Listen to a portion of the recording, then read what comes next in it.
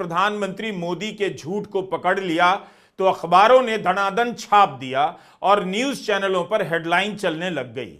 Grok के आने से गोदी मीडिया गुलामी से आजाद नहीं होने जा रहा है। क्या ग्रॉक का बताया सच पहले से किसी को पता नहीं था? इतना भोला आप कैसे बन सकते हैं? ट्विटर से निकालकर ट्विटर पर फिर से फैला देने से क्या बदल जाएगा?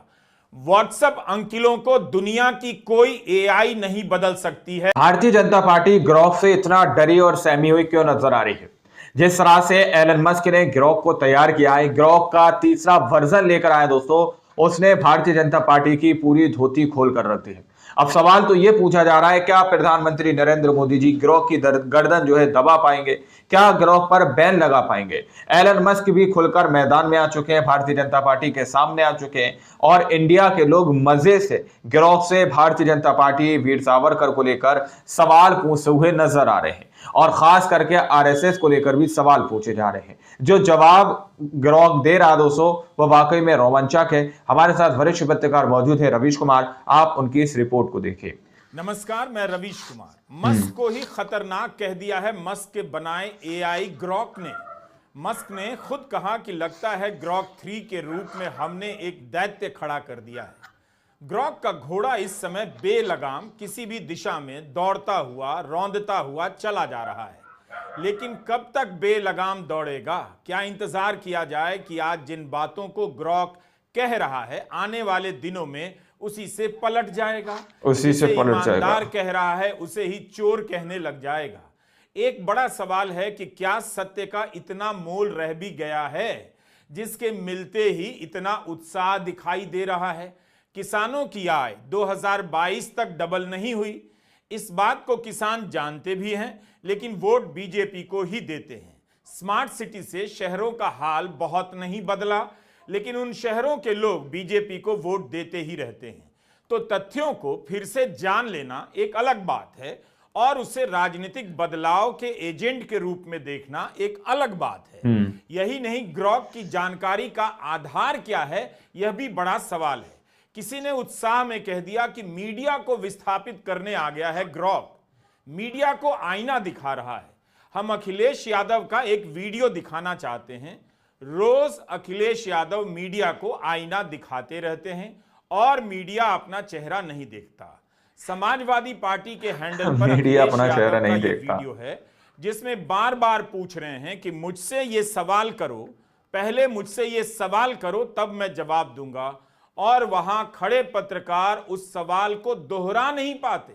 जिस देश के पत्रकारों को सवाल पूछने की हिम्मत नहीं, उस देश में इतना उत्साह किस बात का है कि ग्रॉक आ गया है। डीएसपी का घर जल गया, आप संभल संभल पूछ रहे हो। मैं आपसे ही कहता हूँ, आप बरेली का क्यों नहीं पूछते हो कि डीएसपी का घर जला दिया, सरकारी गाड़ी जला दी? मैं चाहूंगा वो सवाल आप पूछो, उसका जवाब मैं दूं। एक मिनट में नहीं, आप सवाल करिए। नहीं, ऐसे नहीं, बात ऐसे नहीं बनेगी। आप मुझे सवाल करिए कि क्या बरेली में एक डीएसपी का घर जला दिया? पूछिए। नहीं, आप पूछिए ना एक बार। नहीं, बरेली में नहीं, बरेली में डीएसपी का जो घर जला दिया, आप सवाल करिए ना। नहीं, सवाल करिए, ऐसे बात नहीं बनेगी। यही तो वजह है। नहीं। अच्छा, दूसरा सवाल, आप दूसरा सवाल करिए कि शाहजहांपुर में दौड़ा करके पुलिस पीटी गई। बताइए, सवाल करिए। दौड़ा कर पुलिस पीटी गई कि पुलिस ने उन्नाव में एक नौजवान की जान ले ली। लखीमपुर में, सीतापुर में आपका ही साथी, पत्रकार साथी मार दिया गया, गोली मार दी गई। लखीमपुर खीरी के सीतापुर के बताया रहे। अरे आप सवाल ही नहीं पूछ रहे हो। अच्छा, ये डीएसपी वाले सवाल पूछ रहे हैं इन्होंने। ऐसा है, एक सवाल ये पूछिए आप कि डीएसपी का घर क्यों जला दिया? कहां तो अखिलेश यादव से सरकार के काम को लेकर पूछा जाना चाहिए, तो अब वही पत्रकारों को बता रहे हैं कि सवाल कैसे पूछा जाए। भारत के पत्रकार ऐसे आर्टिफिशियल इंटेलिजेंस में बदल गए हैं जिसे सब कुछ आता है, बस अब सवाल पूछना कोई नहीं सिखा सकता। इसलिए ऐसा नहीं कि ग्रॉक ने प्रधानमंत्री मोदी के झूठ को पकड़ लिया तो अखबारों ने धनाधन छाप दिया और न्यूज चैनलों पर हेडलाइन चलने लग गई। ग्रॉक के आने से गोदी मीडिया गुलामी से आजाद नहीं होने जा रहा है। क्या ग्रॉक का बताया सच पहले से किसी को पता नहीं था? इतना भोला आप कैसे बन सकते हैं? ट्विटर से निकालकर ट्विटर पर फिर से फैला देने से क्या बदल जाएगा? व्हाट्सएप अंकिलों को दुनिया की कोई एआई नहीं बदल सकती है, लिखकर पर्स में रख लीजिए। वे कभी ना बदलने वाले एआई में ढल चुके हैं।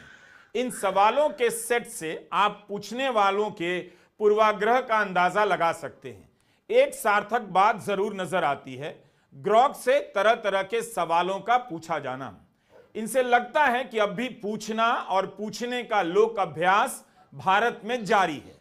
किसी ने पूछ दिया, ग्रॉक भाई बस 3 लोगों के नाम बताओ जो अमेरिका को इस वक्त नुकसान पहुंचा रहे हैं। इन्हें तो आप पहचानते ही होंगे, इन्हीं का नाम लिया है ग्रॉक ने। कहा है मस्क, ट्रंप और वांस अमेरिका को नुकसान पहुंचा रहे हैं। लेकिन जब अलग अलग लोगों ने ग्रॉक से यही सवाल पूछा तो उसने कभी मस्क का नाम हटा दिया, कभी वांस का हटा दिया, कभी पत्रकार टकर कार्लसन और जस्टिस क्लैरेंस थॉमस का नाम जोड़ दिया, और कभी इन सब को हटाकर शी जिनपिंग, पुतिन और खामेनेई का नाम शामिल कर लिया। एक बार मस्क को खतरनाक बताता है, लेकिन खतरनाक लोगों की सूची से मस्क का नाम हटा भी देता है। ग्रॉक को कौन नचा रहा है? मस्क नचा रहे हैं या ग्रॉक मस्क को नचा रहा है? अगर इसने पलटकर कह दिया कि मस्क, ट्रंप, वांस अमेरिका के लिए बहुत अच्छे हैं, तब आप क्या करेंगे? जब लोगों को नेताओं के पलट जाने से, उनके झूठ बोलने से, हिंसक बातें करने से फर्क नहीं पड़ता, तो ग्रॉक के पलट जाने से क्या फर्क पड़ेगा? एक्स का ग्रॉक एक नहीं 3 है, ग्रॉक 1, ग्रॉक 2 और ग्रॉक 3। जैसे ओपन एआई की चैट जीपीटी, इसके भी कई रूप हैं। परप्लेक्सिटी के भी कई रूप हैं। जैसा दाम वैसा काम मिलेगा। गूगल की जेमिनी, जैसे चीन की डीप सीक, न जाने ऐसे कितने एआई अब आपके सवालों का जवाब लेकर तैयार हैं, और सबके जवाबों में अलग अलग अंतर देखे जा सकते हैं। सोशल मीडिया जब आया तब ऐसे ही सपने दिखाता था, बड़ी बड़ी बातें होती थीं अभिव्यक्ति की स्वतंत्रता को लेकर। लेकिन कितने कानून अब बन गए हैं लगाम लगाने के, और लिखने के चक्कर में, बोलने के चक्कर में कितने लोग जेलों में डाल दिए गए। सरकार ने फेसबुक से लेकर ट्विटर की गर्दन दबोच ली।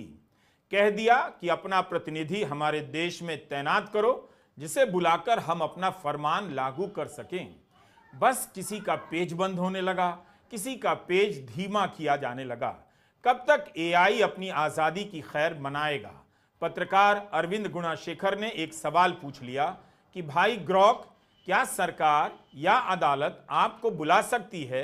याद है मस्क ने कहा था, भारत का कानून है मैं वही मानूंगा, जेल नहीं जाना चाहता। लेकिन मस्क का एआई ग्रॉक बड़ा बेफिक्र नजर आता है। कहता है सरकार नहीं बुलाएगी, मैं तो एआई हूं, मैं कानूनी तौर पर व्यक्ति नहीं हूं जिसे जवाबदेह माना जा सकता है या अदालत में बुलाया जा सकता है। अदालतें इंसानों या संगठनों को बुलाती हैं, जैसे मुझे बनाने वाली कंपनी एक्स एआई है। इस पर किसी ने कहा कि क्या तुम्हारे जवाबों के कारण मस्क को जेल होगी? इस पर ग्रॉक कहता है, मेरे जवाब से मस्क को जेल नहीं होगी, मैं तो एक औजार हूं, कानूनी बाध्यता तो उस पर होगी जो मेरा इस्तेमाल कर रहा है या मुझे चला रहा है। मस्क पर सीधे जवाबदेही नहीं आएगी। अभी तक तो कानून ऐसे काम नहीं करता। आप चाहें तो एक्सएआई की शर्तों को पढ़ सकते हैं। क्या ग्रॉक सही बोल रहा है कि उस पर कानूनी बाध्यताएं लागू नहीं होती हैं? मैं कानून का जानकार तो नहीं, लेकिन याद पड़ता है कि कई मौकों पर भारत की अदालतों में देवी देवताओं के कानूनी स्वरूप को स्वीकार किया गया है, उनके दावों को माना गया है। जैसे बाबरी मस्जिद राम जन्मभूमि विवाद में रामलला विराजमान को ज्यूरिस्टिक पर्सन के सिद्धांत के आधार पर वैधानिक इकाई माना गया, जिसके तहत माना जाता है कि किसी देवता को कानूनी अधिकार प्राप्त होते हैं, जैसे संपत्ति का स्वामित्व रखना और उनकी ओर से कोई व्यक्ति अदालत में मुकदमा कर सकता है। रामलला विराजमान की तरफ से वकील देवकी नंदन अग्रवाल ने उनके वैधानिक इकाई होने का दावा किया था और कहा था कि राम जन्मभूमि उनकी जन्मस्थली है और स्वयं उनकी संपत्ति मानी जानी चाहिए। देवकी नंदन अग्रवाल को फ्रेंड ऑफ डेटी माना गया, यानी अग्निहोत्री मित्र कहा गया।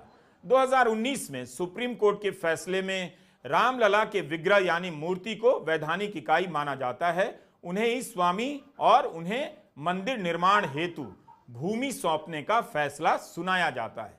जब देवता कानूनी इकाई होने का दावा कर सकते हैं, स्वामित्व का दावा कर सकते हैं, मुकदमा लड़ सकते हैं, तो एआई, ग्रॉक या जेमिनी कब तक कानूनी दायित्व से बचते रहेंगे? उन्हें भी कोई कोर्ट में घसीट सकता है। अगर ग्रॉक के किसी जवाब को लेकर तनाव फैल जाए तब क्या होगा? क्या सवाल पूछने वाला गिरफ्तार होगा या जवाब देने वाला बच जाएगा? प्रशासन किससे कहेगा कि ग्रॉक का जवाब हटाने के लिए? क्या ग्रॉक प्रशासन का खंडन जारी करेगा? यह सब सवाल हैं जिनके जवाब समय के साथ आने लगेंगे। अभी खबर तो यही चल रही है कि आईटी मंत्रालय गालियों को लेकर एक्स से बात कर रहा है। ग्रॉक ने कुछ सवालों के जवाब में हिंदी और तेलुगु में गालियां दी हैं। आप बताइए, जब इस पर बात गालियां दी गई हैं, ग्रॉक की तरफ से नहीं होगी कि आरएसएस से लेकर प्रधानमंत्री मोदी के झूठ की सूची ग्रॉक ना बनाए? ग्रॉक का यह बताना कि नफरत कौन फैला रहा है, बीजेपी और हिंदुत्व की राजनीति का नाम ले लेने से जमीन पर राजनीति कितना बदल जाती है, यह भी एक सवाल है। ग्रॉक प्रधानमंत्री मोदी को सीधे सीधे तानाशाह नहीं कहता, लेकिन कुछ लक्षणों की तरफ इशारा कर देता है। इतना कहा जा सकता है कि जिन बातों को कई बार कहा जा चुका है, जिन्हें कई बार कहा भी जाना चाहिए, ग्रॉक के जरिए वो सारी बातें फिर से कही जाने लगी हैं। मोहित चौहान नाम के ट्विटर यूजर ने ग्रॉक से पूछा, क्या आरएसएस ने भारत के स्वतंत्रता आंदोलन में भाग लिया था? इस पर ग्रॉक ने जवाब दिया कि भारत के स्वतंत्रता आंदोलन में आरएसएस का न के बराबर योगदान था। उनके संस्थापक हेडगेवार ने कुछ प्रदर्शनों में भाग लिया, मगर एक संगठन के रूप में आरएसएस बाहर ही रहा और हिंदू राष्ट्रवाद पर केंद्रित रहा। गोलवलकर जैसे नेताओं ने आजादी की लड़ाई को ब्रिटिश विरोधी तक कह दिया और कहा कि ये उनके हिंदू राष्ट्र के सपने से मेल नहीं खाता। आरएसएस के कुछ सदस्यों ने स्वतंत्रता सेनानियों को शरण दी, मगर सिर्फ इसलिए क्योंकि वो खुद ब्रिटिश सरकार के रेडार पर नहीं था। सोर्स के तौर पर ग्रॉक इंडियन कल्चरल फोरम के 2020 के एक लेख का हवाला देता है। एक अन्य जवाब में ग्रॉक कहता है कि आरएसएस ने तो नहीं, आजादी की लड़ाई में मुसलमानों का योगदान ज्यादा रहा है। बाकायदा कई मुस्लिम स्वतंत्रता सेनानियों के नाम गिनाने लग जाता है। अजय चौहान पूछते हैं कि ग्रॉक ये बताओ, जेल में रहते हुए अंग्रेजों को सबसे ज्यादा सॉरी किसने कहा? इस पर ग्रॉक ने जवाब दिया कि यह मुमकिन है कि जेल में रहते हुए अंग्रेजों से सबसे ज्यादा माफी मांगने वाले व्यक्ति सावरकर हैं। 1911 से 1920 के बीच उन्होंने कम से कम 6 बार दया याचिका लिखी, जिसमें उन्होंने अपने किए पर पश्चाताप जाहिर किया और माफी मांगी। इस पर विवाद है, कुछ लोग इसे व्यवहारिक मानते हैं, कुछ इसे धोखा मानते हैं। इतिहास में किसी ने इतनी बार माफी नहीं। तो आप लोगों ने इस वीडियो को शुरू से आखिर तक देखा। वीडियो के अंदर साफ तौर पर बात की गई है कि किस तरह से यहाँ पर ग्रॉक जो है एक एक करके सारी परतें खोलता हुआ नजर आ रहा है। उससे पूछा जा रहे हैं जो सवाल, उनके सारे जवाब जो है सटीकता से देता हुआ नजर आ रहा है, लेकिन उसी पर जो है सवाल भी उठाए जा रहे हैं, उस पर सवाल खड़े किए जा रहे हैं। क्या आखिर क्यों? अगर ग्रॉक ऐसा वैसा कोई जवाब देता है जिससे तनाव पैदा हो सकता है या माहौल खराब हो सकता है, तो उसकी जवाबदेही कौन होगा, यानी कि उसका जवाब कौन देगा? अब ग्रॉक के ऊपर भी लगाम लगाने जैसी बातें, लगाम लगाने जैसी स्थिति खड़ी की जा रही है, जबकि ग्रॉक ने तो सीधे तौर पर रेफरेंस के साथ जवाब देना शुरू कर दिया है। और इस बार ग्रॉक का तीसरा वर्जन जो है दोस्तों 2025 में देखने को मिला, और 2025 की जनरेशन आप लोग जानते हैं कि किस तरह के सवाल करेगी, क्योंकि व्हाट्सएप यूनिवर्सिटी के अंदर अंकल जो व्हाट्सएप खेलते हैं और नफरत परोसने का काम करते हैं, अब जो भी झूठा मैसेज व्हाट्सएप पर आएगा तो वो तुरंत ग्रॉक के पास जाएगा और ग्रॉक से उसका सवाल पूछा जाएगा और ग्रॉक सटीकता से उसका जवाब देगा, जिससे कि वो मैसेज का पूरी तरह से पर्दाफाश हो पाएगा। और एक विशेष पार्टी का यहाँ पर पूरा एजेंडा विफल होता हुआ नजर आ रहा है। दावा किया जा रहा है कि ग्रॉक की गर्दन दबाने की तैयारी की जा रही है, ग्रॉक पर बैन लगाने की बात कही जा रही है। अब आप लोग जरा सोचकर बताइएगा कि ग्रॉक पर बैन लगना चाहिए या नहीं लगना चाहिए। आपकी क्या राय है कमेंट में जरूर लिखिएगा। मिलते अगले वीडियो में, जब तक के लिए जय हिंद, जय भारत।